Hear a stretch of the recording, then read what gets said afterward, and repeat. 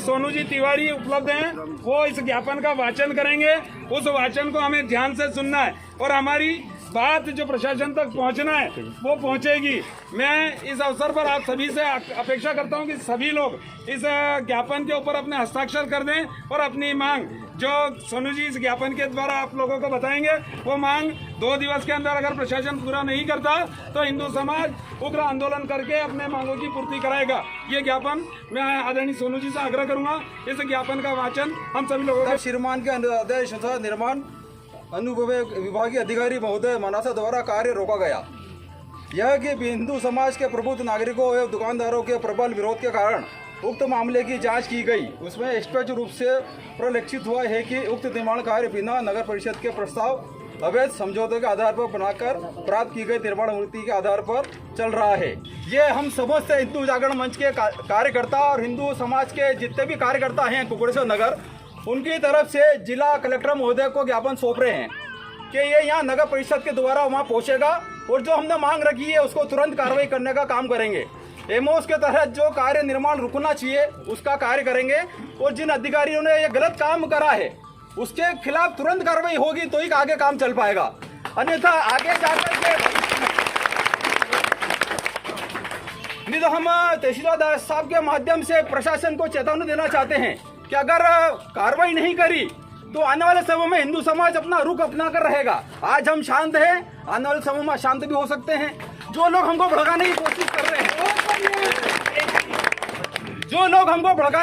कर रहे हैं जिला कलेक्टर कार्यालय के समक्ष उपस्थित होकर के हिंदू समाज को बदनाम करने की कोशिश कर रहे हैं और भड़काऊ भाषण दे रहे हैं, उनके खिलाफ कोई कार्रवाई आज तक नहीं हो पाई। हमारा एक एक वीडियो उठा के देख ले, अगर हमने किसी धर्म विशेष के प्रति या समाज को उकसाने का काम करा हो, हमने सीधा सीधा काम करा प्रशासन के खिलाफ, सीधा सीधा काम करा है शासन के खिलाफ। जिस प्रशासन और शासन ने मिलकर के ये गलत काम करा, उस गलत काम के लिए हम किसी धर्म के विरोध में काम नहीं कर रहे हैं, हम उस प्रशासन के खिलाफ काम कर रहे हैं जिन्होंने विवाद खड़ा करा है।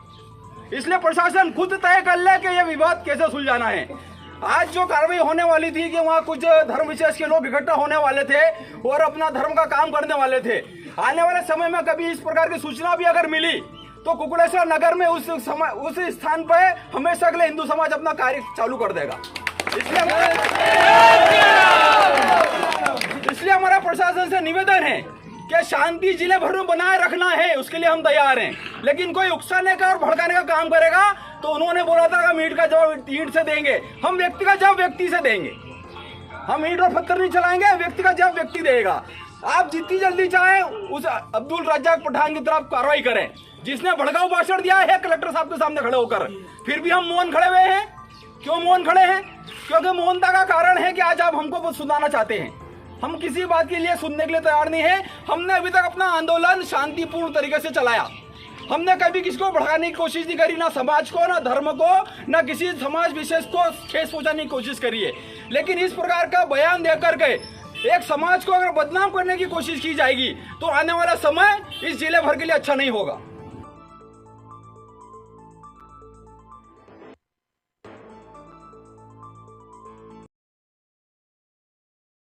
आज जो ज्ञापन दिया गया है कुकुड़ेश्वर में माननीय तहसीलदार महोदय को, कलेक्टर महोदय के लिए, वो इसलिए दिया गया है कि जो अवैध निर्माण कार्य चल रहा था और जो कानून के तहत नहीं होते हुए उसका बिल्कुल पालन नहीं कर रहे थे और पालन न करने के बाद निर्माण कार्य अपनी गति से चल ही रहा था।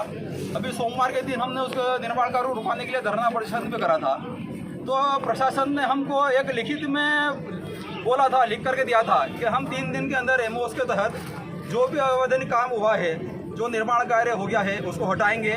लेकिन उन्होंने खाली जब सामान हटाया, लेकिन निर्माण कार्य जो हो चुका है उसको बिल्कुल भी नहीं हटाया। लेकिन विवादित स्थान को विवादित बनाने में जो प्रशासन अपना काम कर रहा है, अगर उसको जल्द नहीं रोकेंगे तो हम भी आंदोलन की ओर जाएंगे।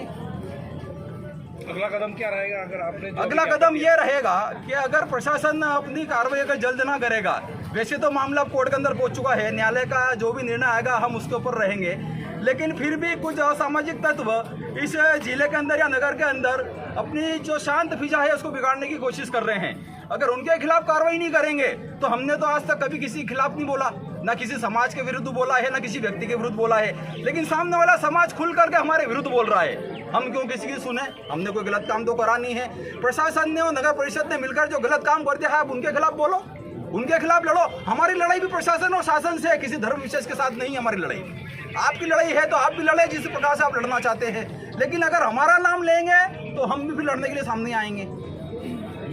जगह अभी सोमवार के दिन हुई, उसके पहले तक तो वहाँ कभी न कभी निर्माण कार्य चल ही रहा था। हम प्रशासन से फरवरी मार्च से मिलते आ रहे हैं। फरवरी मार्च महीना चालू हुआ था और हमने प्रशासन कलेक्टर महोदय के साथ में बैठ करके बातचीत करना चालू कर दी थी। जब उन्होंने भी स्वीकार कर लिया था कि ये बिल्कुल अवैधानिक है और गलत डिग्री हो गई है, हमारे कर्मचारी ने इस डिग्री को करने में जो महत्ता करी है वो भी गलत है। लेकिन किसी भी लीज लैंड के जमीन को, चाहे वो व्यक्तिगत हो, सामाजिक हो, धार्मिक हो, हम मालिकाना हक नहीं दे सकते। लेकिन मालिकाना हक जिस प्रकार से दे दिया गया है उसको हम देखते हैं, ऐसा उन्होंने बताया था। और संबंधित कर्मचारी के खिलाफ हम कार्रवाई करेंगे ऐसा बोला गया था। लेकिन फिर ये फरवरी से लेकर के आज अगस्त आ गया, जब कुछ निर्णय नहीं हो पाया तो हमने सोमवार के दिन वो काम चालू करा था कि जब सामने वाला समाज किसी प्रकार का निर्माण कार्य कर रहा था, जब प्रतिबंध लगा रखा है उसके बाद में भी कार्य कर रहा था, तो हिंदू समाज को तो सामने आना ही पड़ेगा। अगर सामने नहीं आएंगे तो घर में बैठे रहेंगे, और घर में बैठे रहेंगे तो प्रशासन तो अपना काम करके दिखा देगा कि वहाँ किसी धर्म विशेष का एक साधना स्थल बन के तैयार हो जाएगा। और हम वो चाहते नहीं कि वहाँ किसी प्रकार का धर्म स्थान बने, क्योंकि जो जमीन खाली पड़ी हुई है वो खाली ही रहना चाहिए।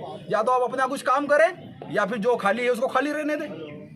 अच्छा, ये जो निर्माण की जो अनुमति नहीं हुई, तो क्या आप चाहते हैं कि जिन्होंने अनुमति दी उन पर कार्रवाई होना चाहिए? हाँ, अनुमति दी है तो कार्रवाई तो होना चाहिए। ऐसे तो पूरे जिले भर में देखें या कुकड़ेश्वर नगर में देखें तो लीज लैंड मालिक कितने व्यक्ति होंगे, उन सबको मालिकाना हक दे दो। मतलब आपका यही कहना है कि जिन्होंने गलत कार्रवाई करके परमिशन दी उन पर कार्रवाई होना चाहिए। और ये जो पूरा भूखंड दे दिया है मालिकाना हक के रूप में, वो निरस्त होना चाहिए किसी प्रकार से। क्योंकि लीज लैंड चाहे व्यक्तिगत हो या शासकीय हो या किसी प्रकार की हो, वो कभी भी मालिकाना हक में परिवर्तन नहीं हो सकती है। उसका लीज लैंड बढ़ सकता है लेकिन मालिकाना हक नहीं बन सकती है। उनका धर्म स्थान 12/15 पे था या 12/18 पे था, आप उसके ऊपर करना चाहे तो कुछ कर सकते हैं, लेकिन बाकी का जो खाली भूखंड पड़ा हुआ है वो तो शासन का है, प्रशासन का है। उसके ऊपर आप कब्जे करने वाले कौन? और शासन को रोकना चाहिए काम, तो जो हमको रोकना पड़ रहा है। क्या निर्माण अनुमति खारिज करने के लिए आपने कोई प्रकरण किया जा चुका है? कल माननीय कलेक्टर महोदय से ये बात कही है कि जो उल्लंघन एमओएस का हुआ है, जिस भी प्रकार से निर्माण अनुमति प्राप्त हुई थी उसका एमओएस का उल्लंघन हुआ था, उसके आधार पर अनुमति निरस्त होना चाहिए। इसका आश्वासन भी दिया था कि 2 दिवस के अंदर, 3 दिवस के अंदर ये अनुमति निरस्त हो जाएगी। पर आज दिन 5 दिन हो गए हैं, 8 तारीख से हमारा आंदोलन हुआ, 8 तारीख से आज 5 दिन निकल चुके हैं। उसके बाद भी वो नहीं होने की स्थिति में आज हिंदू समाज ने हिंदू जागरण मंच के नेतृत्व में सोनी जी भाई साहब जो हमारे हिंदू जागरण मंच के विभाग संयोजक है, इनके नेतृत्व में ये ज्ञापन किया गया। दूसरी जी, आप कह रहे हो 12/15, ये उन लोगों का निश्चित स्थान है, इसका कोई डॉक्यूमेंट है कि उनके मुस्लिम समाज का है? जी, हमारे पास इसका फैसला है, निचली कोर्ट का फैसला है और उस फैसले को आपको उपलब्ध करा दिया जाएगा। नहीं तो ये जब वोट नहीं है, वो साई का तकिया कहलाता, तो इन्हीं लोगों का अधिकार नहीं होता ना?